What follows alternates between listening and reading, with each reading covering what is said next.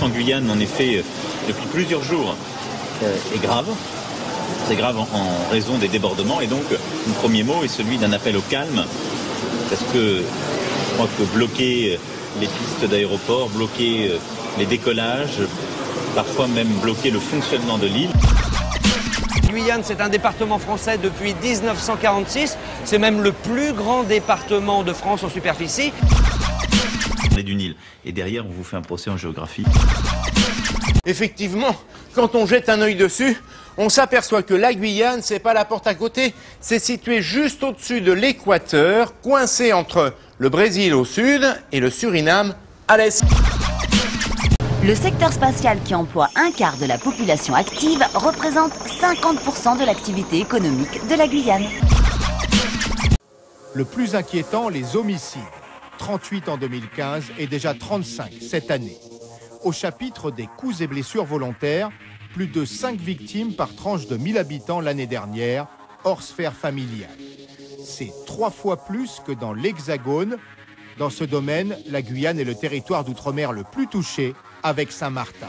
Signal d'alerte aussi pour les vols avec armes. En moyenne l'an dernier, près de 3 pour 1000 habitants. C'est 13 fois plus que dans l'Hexagone. Sur ce point, la Guyane est deuxième outre-mer, derrière Saint-Martin. Il y a aussi les vols sans armes. Plus de 6 pour 1000 habitants, c'est 4 fois plus que dans l'Hexagone. Dans ce domaine, notre territoire est premier en outre-mer, troisième parmi les régions françaises. Enfin, les cambriolages. Plus de 23 pour 1000 logements l'an dernier en Guyane, c'est 3 fois plus que la moyenne hexagonale. Ils sont des milliers dans les rues de Cayenne. Une marée humaine vêtue de noir, le code couleur de cette manifestation. En tête de cortège, les 500 frères contre la délinquance, cagoulés, puis des hommes, des femmes, des familles de tous horizons, de toutes origines ensemble pour montrer leur adhésion au conflit. Un conflit sans précédent qui paralyse depuis 8 jours la Guyane. Un seul slogan, la Guyane levée, autrement dit la Guyane lève-toi, est scandé, martelé par les manifestants. Cette marche a été lancée par le groupe Pour la Guyane décollée qui regroupe des dizaines de collectifs répartis sur le territoire. L'objectif est de se rendre à la préfecture, un lieu emblématique symbolisant la présence de l'État. Le cahier de revendications sera remis officiellement à son représentant et à la délégation interministérielle. Une démonstration d'unité, un message clair et fort adressé au gouvernement.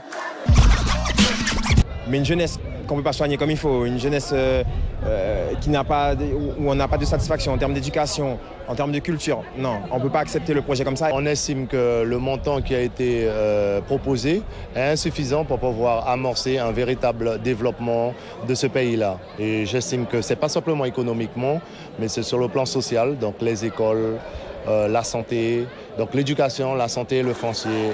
Au lieu des 1,85 milliard proposés par l'État pour parer l'urgence, le collectif veut 2,5 milliards d'euros de façon immédiate et en dehors de toute programmation.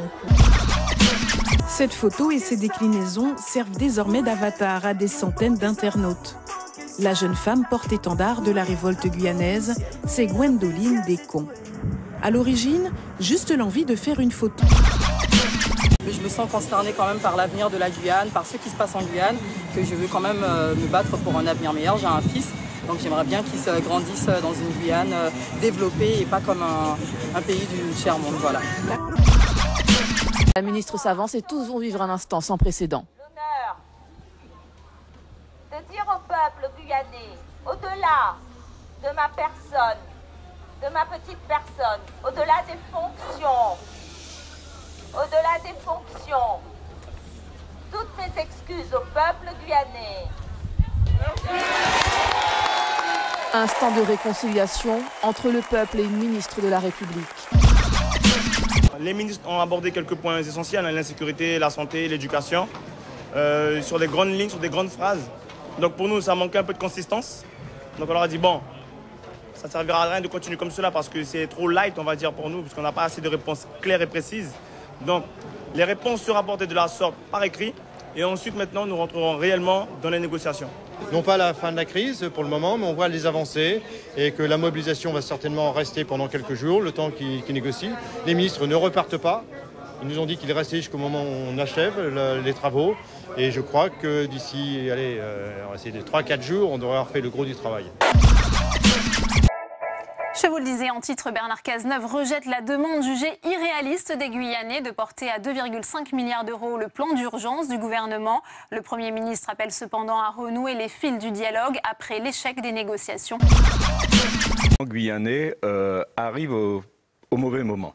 Il est difficile pour un gouvernement en fin de mandat, à quelques semaines des élections présidentielles, de prendre un engagement d'un tel niveau qui engagerait bien entendu la France et les gouvernements successifs, quels qu'ils soient.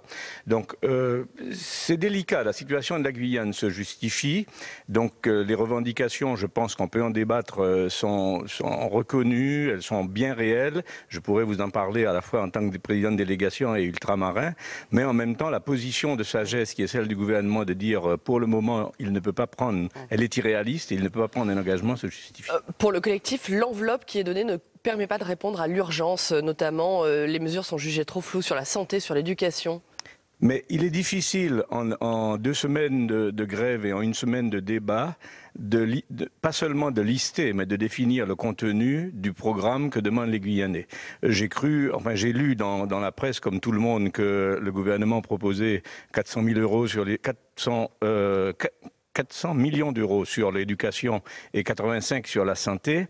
Je crois que c'est un geste, mais c'est le début c'est un signal qui est envoyé. Je ne suis pas là pour défendre le gouvernement, loin de moi cette idée, mais en même temps je le comprends en tant que parlementaire. Est-ce que ce sont des territoires qui ont été négligés depuis trop longtemps par Paris, justement ? Oui, quels que soient les gouvernements en place, et la situation de la Guyane est tout à fait particulière dans cet ensemble-là.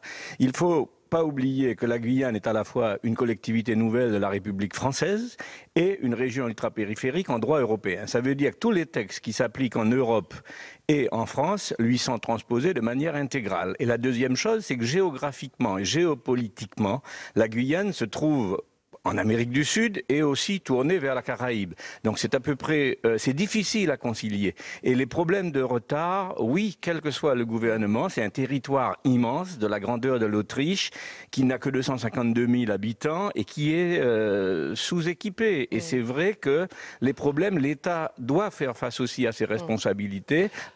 Oui, la responsabilité de la sécurité, par exemple. L'État, les gouvernements, quels qu'ils soient, n'ont pas réussi à arrêter le phénomène de la délinquance et n'ont pas réussi à inverser l'augmentation de la violence. Donc c'est de la responsabilité, l'éducation. Et par ailleurs, les Guyanais manifestent de plus en plus une volonté de contribuer eux-mêmes à leur propre développement. On ne peut pas leur reprocher, en tout cas c'est pas moi ultramarin qui reprocherai à des Guyanais de vouloir leur développement eux-mêmes.